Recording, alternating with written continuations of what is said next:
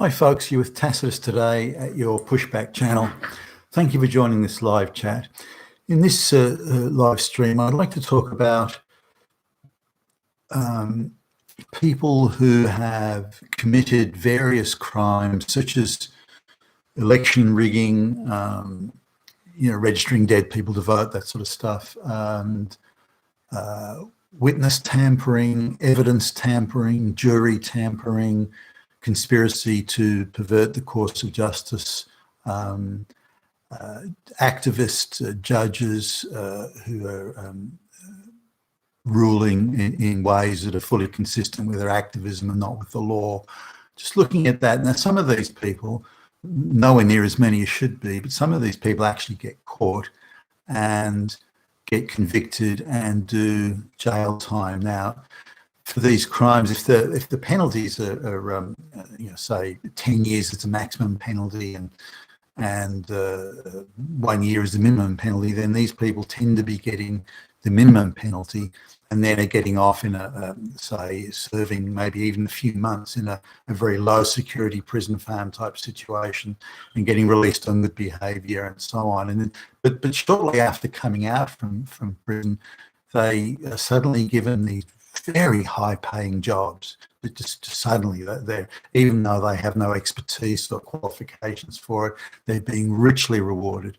And when I say well-paid jobs that pay in excess of $1 million a year, plus sundry benefits that probably could top up another couple of hundred on in addition to the 1 million. So it's the sort of level that some of these people are being looked after. So I just want to talk a little bit about that, and I'm not going to mention names here. You can do your own research and find some of these, but let me just go through some of them and just give you an idea. Now, the common factor here is, as long as these people are committing crimes in support of the globalist project, then the penalties they're receiving are not only minimal, assuming they even get caught in the first place or charged in the first place. There has to be a lot of ducks even have to line up to get that far. But as soon as they get out, they're, as I say, very, very well looked after. So let's look at a few of these. Now, there was a guy who in one election, it was going to be very tight. Everyone knew it was going to be very tight. A couple of hundred votes either way were going to decide the outcome of this district, and everybody knew it.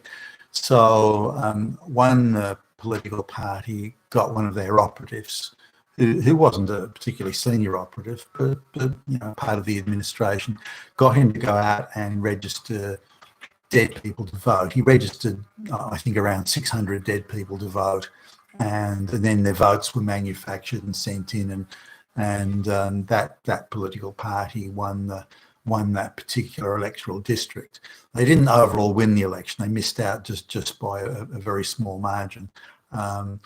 Now, in elections where there's a huge majority going one way or another, it's harder to stack it. So it has to be reasonably tight, within, say, a 2% margin. So this is what this guy did. Now, it turns out, given that his party lost government, or didn't gain government in this particular region, it was discovered what had happened, and clearly it was a very organised, orchestrated thing from the top. But this guy took the fall personally for it, and fortunately the public prosecutor was someone that believed in the rule of law and electoral integrity, and there are fewer and fewer than them these days. Mostly they're just political hacks who are there to go after opponents rather than to uphold and abide by the law. So he got indicted, and fortunately the judge was also a judicial officer that believed in due legal process, the rule of law and electoral integrity, that sort of thing.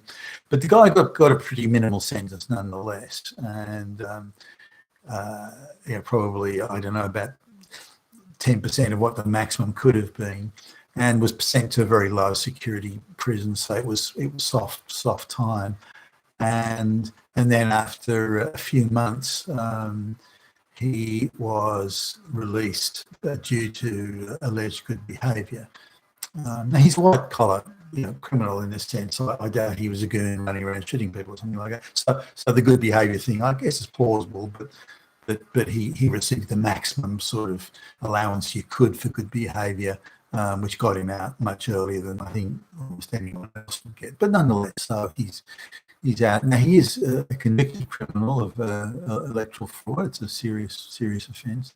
But almost immediately he's given a job in a government quango on pretty serious money. Now, the average wage at the time is, say, $42,000, $43,000, and this guy's been paid $450,000 at this job. It's the most money he's ever got paid.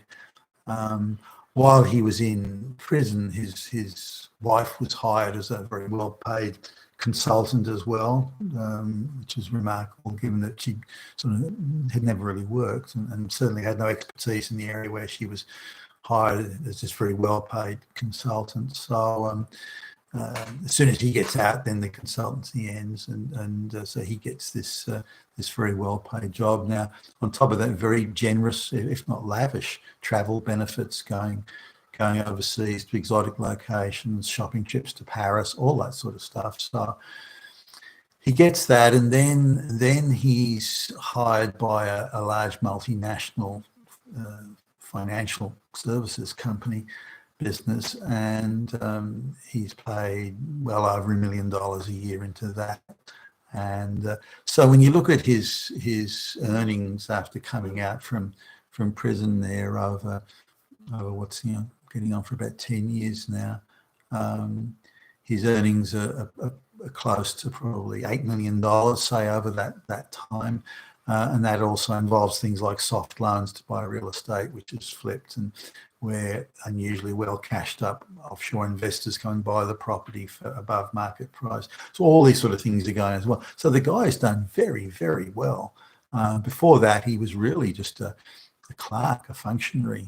He's doing okay, I suppose, but certainly wasn't anywhere near the big bucks. But now he's in the top, 0.1%, in fact, less than a point less, or maybe that are getting paid the sort of income he's getting paid. So it gives you an idea of how rarefied his situation is.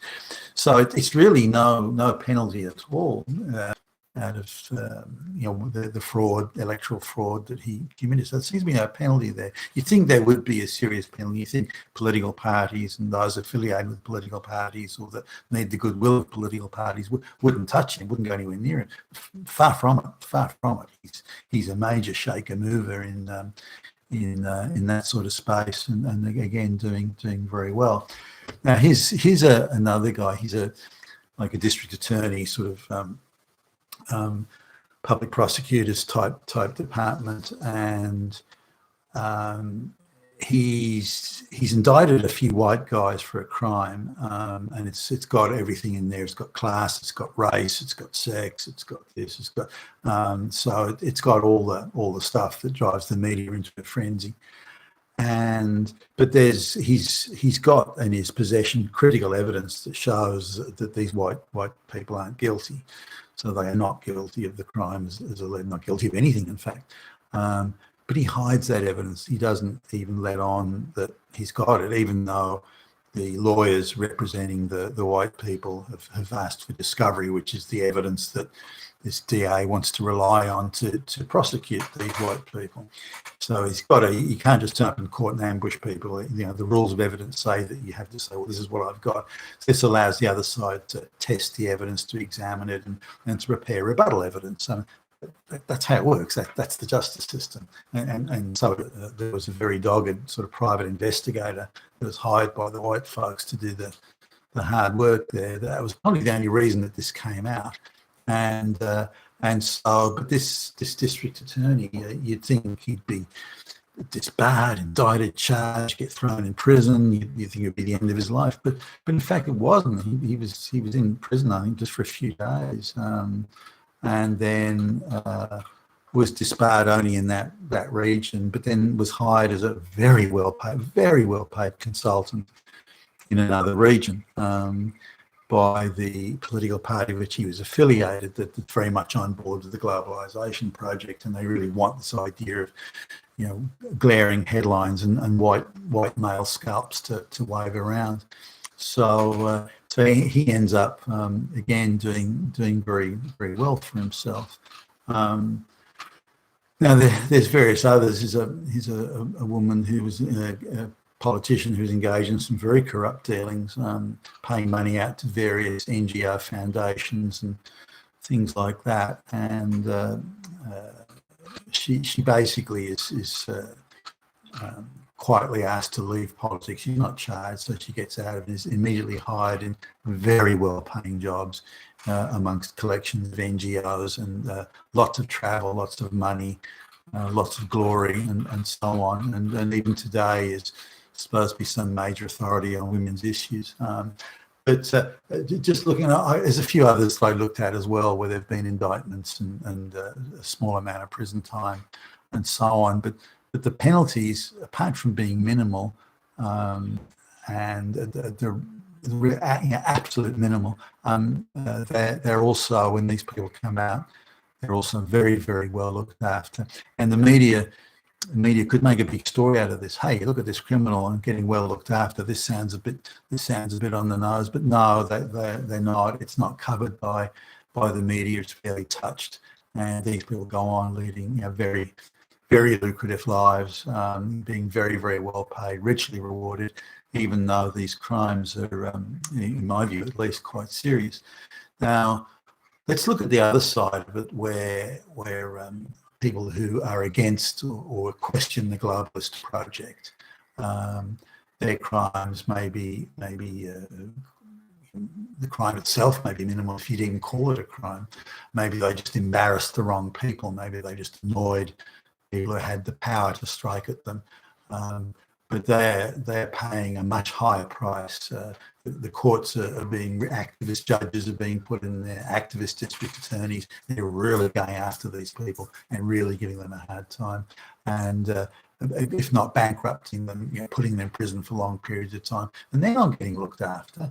They don't come out from that and suddenly miraculously get these super well-paid jobs. So it goes to show this is the situation that we're living at the moment, where the rule of law, due legal process, the rules of evidence are really under huge assault, but it's all politicised. Justice is increasingly becoming politicised. If you've got power and there's someone you don't like, you go get them, you screw them, you finish them off. And if there's people you do like, you then look after them and use all the financial services firms and the big banks, and use all this apparatus to look after them and make sure they're very well paid and very well looked after. So that's my view. Look forward to seeing your comments below. You've been with Tacitus today. Your pushback